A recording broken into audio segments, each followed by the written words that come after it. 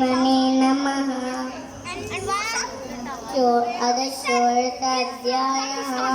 दैवासुरसम्पद्विभागयोगो। श्रीभगवान् उवाच अभयं सत्त्वं शुद्धिः ज्ञानयोगव्यवस्थितिः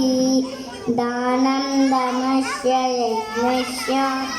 पाठ्यायस्तप आर्जवम् अहिंसा सत्यमक्रोधः राजः शान्तिरपैशुनं दया भूतेष्वलोलुप्यं माधवं वीरचापलं तेजक्षमा दुर्विकौशम् अद्रोहो नातिमाहितां भवन्ति सम्पदं दैवीम् अभिजातस्य भारत लम्बोदर्पो विमानस्य क्रोधः पारुष्यमेव च अज्ञानं चाभिजातस्य आर्यसम्पदमासुरीं दैवी सम्पद्विमोक्षाय निबन्ते मातृ सम्पदं दैवीम् अभिजातस्य भारत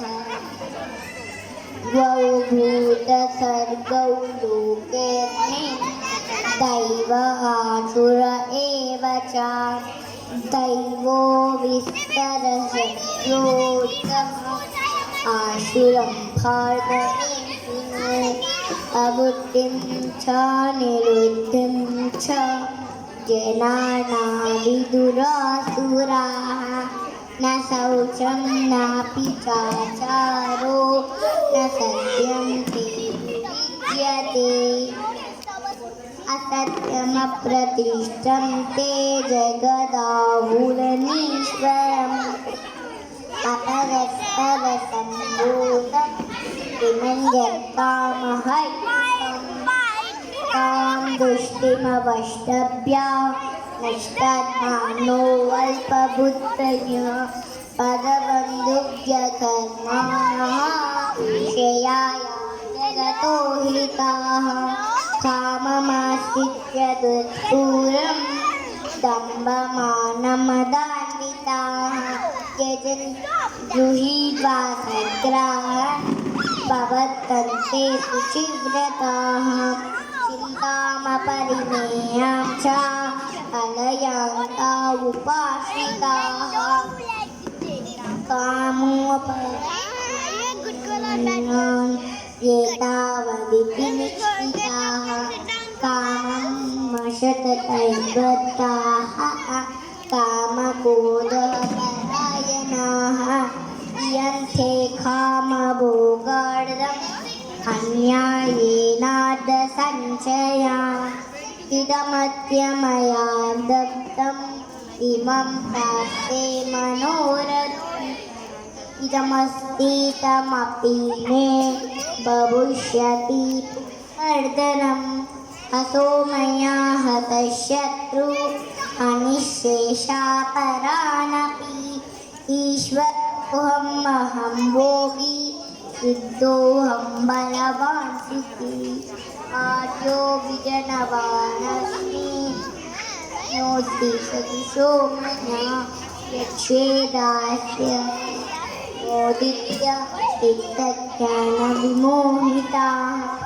अनेकविभ्रान्ताः मोहजालसमावृताः प्रसक्ताः कामभोगेषु पतन्ति नरकेषु च आत्मसम्भाविताः सक्ताः धनमानमदान्विताय यजन्ते नाम यज्ञस्ते वन्देनादितिपूर्वकम् अहङ्कारं भलं दर्भं कामं क्रोधं च संश्रिताः मामात्मपरधेयेषु पद्विषन्तोऽभ्यसूयकाः तानहं विशतः पुरान् संसारेषु नराधमान् क्षिपाञ्जश्रमशुभान् आसुरीष्वेव योनिषु आसुरीयोनिमोपन्ना मूढजन्मनि जन्मनि मामकात्येव कौन्तेय ततो यान्त्यधमां नरकस्येदं द्वारं नाशनमात्मनः श्रेयः कामः तदा लोभः तस्मादेतत्त्रयं त्यजेत् त्रिभिः मुक्तः कौन्तेय तमोद्वारैः त्रिभिर्नः आचरत्यात्मनः